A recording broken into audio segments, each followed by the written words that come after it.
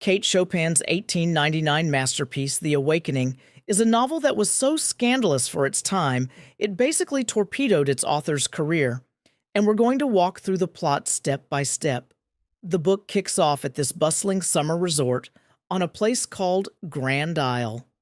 And the very first thing we hear is a parrot squawking, "Go away, go away," which, is a pretty big hint about what our main character is feeling deep down.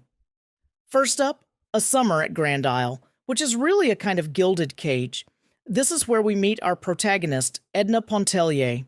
She's 28 and she's on vacation with her husband, Leonce, and their two little boys.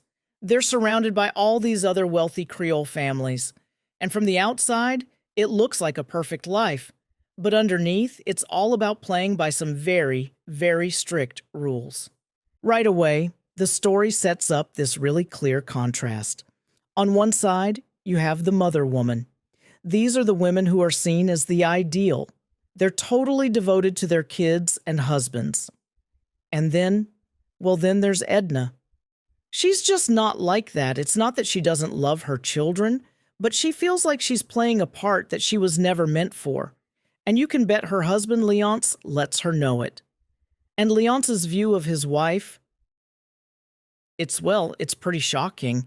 He literally thinks of her as a piece of his property that's been slightly damaged. After he criticizes her mothering, Edna just breaks down crying by herself. She's filled with this vague anguish, this feeling of being totally oppressed, and that's really the spark that lights the fire of her wanting to get out. But then someone new enters the picture, a young man named Robert LeBron. An easy, genuine friendship just happens between them. They become totally inseparable, just walking and talking for hours. And for Edna, this is huge. It's the first time she's felt a real, honest connection with someone, something that's completely missing from her marriage. This brings us to part 2, An Awakening by the Sea. This is where things really start to shift for Edna. It's not just one big event, but a whole series of them that start to wake something up inside her. You know what the first trigger is? It's not what you'd expect. It's music. One of the other guests plays the piano with so much passion that it hits Edna in a way she's never felt before. It stirs up these powerful emotions that literally leave her shaking. That powerful feeling carries right over into the night. The group goes for a late night swim, and after trying and failing all summer long, suddenly she can do it. For the very first time in her life, Edna swims all by herself. This isn't just about swimming, right? It's a huge moment for her. It's like she suddenly has control over her own body, her own soul. She feels this incredible rush of power and freedom. She gets a little daring, swims out too far, and even gets scared for a second. But when she gets back to shore, she's exhausted. But she's also a completely different person. Of course, right at this peak moment of discovery, bam! The rug gets pulled out from under her. With absolutely no warning, Robert announces he's leaving for Mexico that very night. The news just crushes Edna. And it's his leaving that finally makes her realize just how deep her feelings for him are. It's a full-blown infatuation, and his absence is pure torture. Section 3, A House of Her Own. Back in New Orleans for the fall, all those changes that started bubbling up over the summer, they start to explode into her real life. The Edna who went on vacation is not coming back. She basically starts taking a sledgehammer to her old life piece by piece. First, she stops holding her at-homes, this big social obligation. Then she gets serious about her painting. She even starts an affair.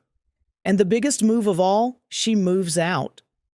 She gets her own little place nearby, a place she calls the Pigeon House. She actually tries to explain this new mindset to her friend Adele. She says, "Look, I'd give my life for my children, but I won't give up myself." And Adele is just horrified. She can't even process that. For her, giving up yourself is the whole point of being a mother. That conversation just shows you how far Edna has drifted from the world she used to belong to. And now for section 4. Robert's return, or as I like to call it, the dream confronts reality. Just when Edna has built this entire new life for herself, he comes back. Robert is back from Mexico. You know that big, dramatic, passionate reunion she's been dreaming about for months? Yeah, that doesn't happen. Not even close. They run into each other and it is just awkward. He's so polite and reserved. It's like she's meeting a stranger, not the man she's been thinking about constantly. Later on at her pigeon house, he finally opens up. He admits he's in love with her, that he dreamed of making her his wife. But the reason he stayed away, it's so conventional. He couldn't get past the fact that she was married. This is everything she wanted to hear. But then, in just the worst possible timing, she has to go help her friend Adele, who's in the middle of a really tough childbirth. Edna comes back hours later, completely shaken by what she just witnessed. But she's also hopeful, right? She's thinking about her future with Robert. But he's gone. The house is empty. All he left was a note. And it says he's leaving because he loves her. He's abandoned her. Again.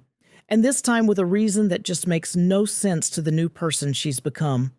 That brings us to the final part, the final swim. At this point, Edna is just done. She's completely disillusioned. Robert wasn't the romantic hero she imagined, just another conventional man. She's crushed. And so, she goes back to Grand Isle, the place where this whole journey began. The resort is empty. It's off-season. As she walks down to the beach, her mind is just swirling with thoughts of everyone who she feels has tried to own a piece of her. Her husband, her kids, and Robert, especially Robert. His love wasn't freedom. It was just another kind of cage. Then she takes off all her clothes. It's like she's shedding every last social rule, every expectation. She walks into the water, and the sea feels welcoming. It's not cold or scary. It feels like an old friend, a seductive embrace. She starts swimming out farther and farther, just like she did that night of her awakening. But there's a huge difference this time. Remember that moment of terror she felt before? It's gone. She doesn't even look back at the shore. Her mind just starts to drift back through her whole life, her childhood, everything, as she just keeps swimming. Her body starts to give out. Her arms and legs are getting so tired, and in that moment of exhaustion, she thinks about Robert one last time, about his note. And she has this one final clear thought. He would never understand her. And with that thought, her strength just fades away.